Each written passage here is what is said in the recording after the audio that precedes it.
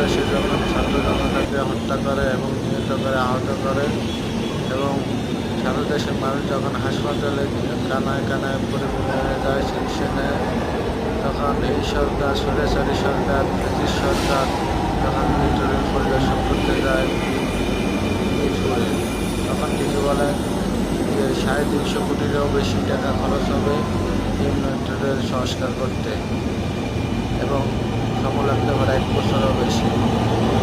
স্বৈরাচারী সরকার গণবিপ্লবের গণঅভ্যুত্থানে পালিয়ে গিয়ে ভারতে অবস্থান করেন। পরবর্তীতে সরকার, জনগণের সরকার, ডক্টর ইউনূস সরকার, অন্তর্বর্তীকালীন সরকার নির্বাচিত হয়।